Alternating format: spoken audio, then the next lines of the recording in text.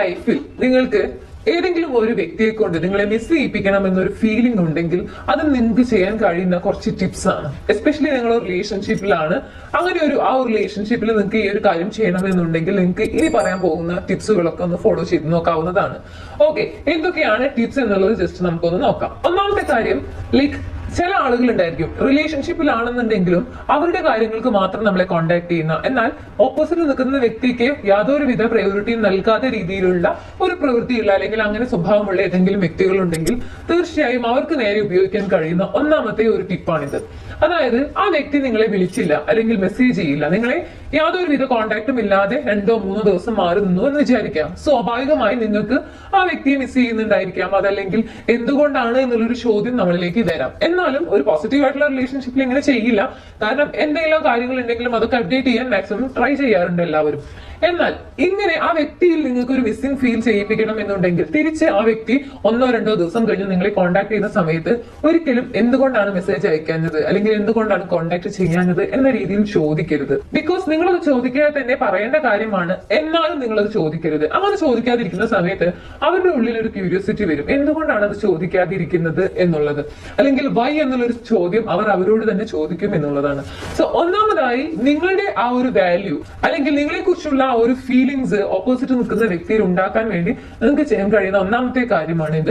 അതായത് എന്തുകൊണ്ടാണ് മെസ്സേജ് അയക്കാഞ്ഞത്, എന്തുകൊണ്ടാണ് എന്നെ വിളിക്കാത്തത്, എന്തുകൊണ്ടാണ് എവിടെയെങ്കിലും പോയിട്ടുണ്ടെങ്കിൽ അതൊന്നും എന്നോട് പറയാത്തത്, ലൈക്ക് ഇങ്ങനെയുള്ള അപ്ഡേഷൻസ് എന്തുകൊണ്ട് നൽകുന്നില്ല അല്ലെങ്കിൽ നൽകിയില്ല എന്നുള്ള ചോദ്യം ഒരിക്കലും അവരോട് ചോദിക്കാതിരിക്കുക.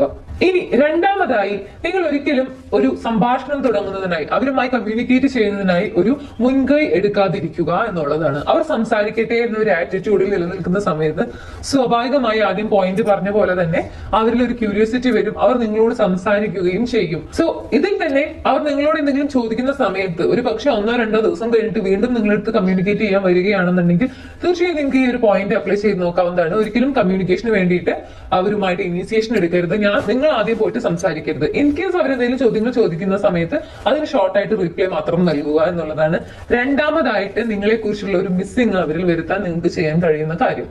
ഇനി മൂന്നാമതായി, നിങ്ങൾ വളരെ കോൺഫിഡന്റ് ആണ് എന്നൊരു ചിന്താഗതി അവരിൽ ക്രിയേറ്റ് ചെയ്യാൻ നിങ്ങൾക്ക് കഴിയണം. അതായത് വിത്തൗട്ട് ഹിം, അവരില്ലാതെ തന്നെയും നിങ്ങൾ വളരെ ഹാപ്പിയാണെന്നും വളരെ കോൺഫിഡന്റ് ആയിട്ടാണ് കാര്യങ്ങൾ നോക്കുന്നത്, കാര്യങ്ങൾ ചെയ്യുന്നത് എന്നൊരു തോന്നൽ അവരിൽ ഉണ്ടാക്കാൻ നിങ്ങൾക്ക് കഴിയണം.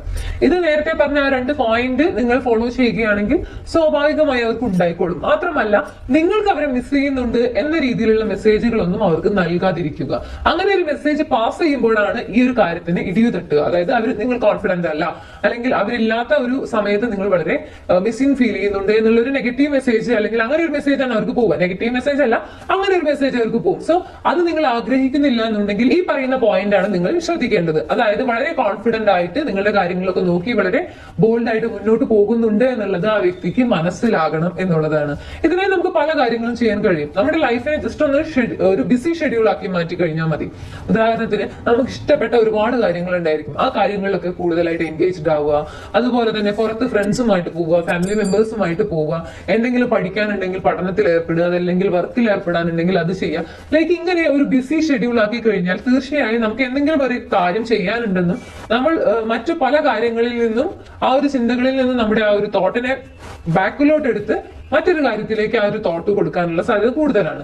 സോ അതുകൊണ്ട് തന്നെ നിങ്ങൾക്ക് ആ ഒരു വ്യക്തി മിസ്സിംഗ് ഫീൽ ചെയ്യിപ്പിക്കണം എന്നുണ്ടെങ്കിൽ നിങ്ങൾ ചെയ്യേണ്ട മൂന്നാമത്തെ കാര്യം, നിങ്ങൾ വളരെ കോൺഫിഡന്റ് ആണ് ഇവൻ without him or without hair എന്നുള്ളത് അവർക്ക് മനസ്സിലാകുന്ന രീതിയിൽ പെരുമാറുക എന്നുള്ളതാണ്. ഇനി മറ്റൊരു കാര്യം, ഉദാഹരണത്തിന് 2-3 ദിവസം കഴിഞ്ഞിട്ട് അവർ തിരിച്ച് നിങ്ങളെ കോൺടാക്ട് ചെയ്യുന്ന സമയത്ത് പല ആളുകളും ചെയ്യുന്ന ഒരു കാര്യം, എന്തായിരുന്നു, എവിടെയായിരുന്നുലേക്ക് പല രീതിയിലുള്ള ചോദ്യങ്ങൾ ചോദിച്ചുകൊണ്ട് അവരെ ശ്വാസം മുട്ടിക്കും.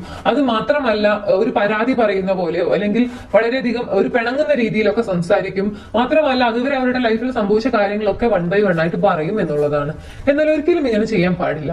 അവരെന്തെങ്കിലും ചോദിക്കുന്നുണ്ടെങ്കിൽ മാത്രം അതിന് ഉത്തരം നൽകുക. അതല്ലാതെ ആ 2-3 ദിവസത്തിനുള്ളിൽ നിങ്ങളുടെ ലൈഫിൽ എന്തെങ്കിലും സംഭവിച്ചിട്ടുണ്ടെങ്കിലോ അല്ലെങ്കിൽ അവർ സംസാരിക്കാതിരുന്ന, നിങ്ങളെ കോൺടാക്ട് ചെയ്യാതിരുന്ന ദിവസങ്ങളിൽ എന്തെങ്കിലും സംഭവിച്ചിട്ടുണ്ടെങ്കിൽ തീർച്ചയായും അത് നിങ്ങളായിട്ട് അങ്ങോട്ട് സംസാരിക്കാതിരിക്കുക എന്നുള്ളതാണ് മറ്റൊരു കാര്യം. അവരിൽ നിങ്ങളെ കുറിച്ച് ഒരു ക്യൂരിയോസിറ്റി ഉണ്ടാക്കാനും നിങ്ങളെ കുറിച്ച് ഒരു മിസ്സിംഗ് ഉണ്ടാക്കാനും നിങ്ങളെ കുറിച്ച് കൂടുതൽ അറിയാനുമുള്ള ഒരു കൗതുകം ഉണ്ടാക്കാനും നിങ്ങളെ സഹായിക്കുന്ന മറ്റൊരു കാര്യം. നോർമലി ഇത്രയും കാര്യങ്ങൾ ചെയ്യുന്ന സമയത്ത് ഇവർ ഇതുപോലെ എന്തെങ്കിലും ഒരു കാര്യം നിങ്ങളടുത്ത് ചെയ്തു, എന്നാൽ വീണ്ടും ഇതേ കാര്യം ചെയ്യാറില്ല.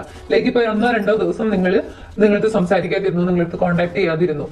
എന്നാൽ ആ 2 ദിവസത്തിന് ശേഷം അവർ നിങ്ങളുമായിട്ട് വീണ്ടും സംസാരിക്കാൻ വരുന്ന സമയത്ത് ഈ പറയുന്ന പോയിന്റ്സ് ഒക്കെ നിങ്ങൾ ഫോളോ ചെയ്ത് കഴിഞ്ഞാൽ അവരിൽ ഒരു മിസ്സിംഗ് ഫീൽ ചെയ്യിപ്പിക്കും.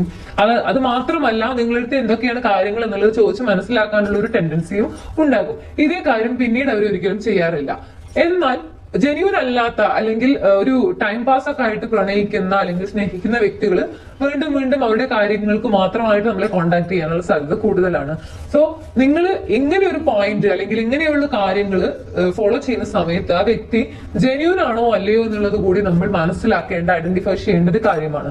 കാരണം നമ്മളൊരു വ്യക്തി, റിലേഷൻഷിപ്പ് എന്ന് പറയുന്നത് നമ്മുടെ ലൈഫിന്റെ ഒരു ഭാഗമാക്കുന്ന സമയത്ത് ആ ഒരു ഭാഗത്തിന് എന്തെങ്കിലും കോട്ടങ്ങൾ സംഭവിക്കുന്ന സമയത്ത്, എസ്പെഷ്യലി നമ്മുടെ ലൈഫിലേക്ക് മറ്റൊരു വ്യക്തിയെ നമ്മൾ ഇൻവൈറ്റ് ചെയ്തു, ആ ഒരു ലൈഫിന്റെ തന്നെ ഒരു ചെറിയ ഭാഗമായി മാറുന്ന സമയത്ത് റിലേഷൻഷിപ്പിൽ എന്തെങ്കിലും ഒരു പ്രശ്നം പറ്റിക്കഴിഞ്ഞാൽ അത് മറ്റ് പല മേഖലകളെയും ബാധിക്കും. ഒരു പക്ഷേ കരിയറിനെ ബാധിക്കുന്ന ആളുകളുണ്ട്, പേഴ്സണലി തന്നെ മാനസികമായിട്ട് ബാധിക്കുന്ന ആളുകളുണ്ട്. സോ റിലേഷൻഷിപ്പ് തിരഞ്ഞെടുക്കുന്ന സമയത്ത് എപ്പോഴും നമ്മൾ ഒന്നുകൂടി ആലോചിച്ചതിന് ശേഷം മാത്രമേ തിരഞ്ഞെടുക്കാവുള്ളൂ.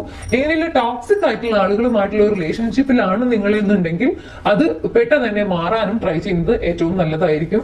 സോ ഈ പറയുന്ന പോയിന്റുകളൊക്കെ ഒരു വ്യക്തിയിൽ നമുക്ക് മിസ്സിംഗ് ഉണ്ടാക്കുന്നതിന് വേണ്ടി നമ്മളെ സഹായിക്കുന്ന കാര്യങ്ങളാണ്. സോ ഒരു പോസിറ്റീവ് ആയിട്ടുള്ള വ്യക്തിയാണോ നെഗറ്റീവ് ആയിട്ടുള്ള വ്യക്തിയാണോ എന്നുള്ളതൊക്കെ നമ്മൾ തന്നെ സ്വയം അനലൈസ് ചെയ്തുകൊണ്ട് ഡിസൈഡ് ചെയ്യേണ്ട കാര്യങ്ങളാണ്. നിങ്ങൾക്കും അതിന് സാധിക്കട്ടെ എന്ന് ഞാൻ ആശംസിക്കുന്നു. ഈ വീഡിയോ നിങ്ങൾക്ക് യൂസ്ഫുൾ ആണെന്ന് തോന്നുന്നെങ്കിൽ മറ്റുള്ള ആളുകളിലേക്ക് ഷെയർ ചെയ്യാൻ മറക്കരുത്. എന്റെ യൂട്യൂബ് ചാനൽ നിങ്ങൾ ആദ്യമായാണ് കാണുന്നത് എന്നുണ്ടെങ്കിൽ പുതിയ വീഡിയോസ് കാണാൻ താല്പര്യമുണ്ടെങ്കിൽ ചാനൽ സബ്സ്ക്രൈബ് ചെയ്യാൻ മറക്കരുത്.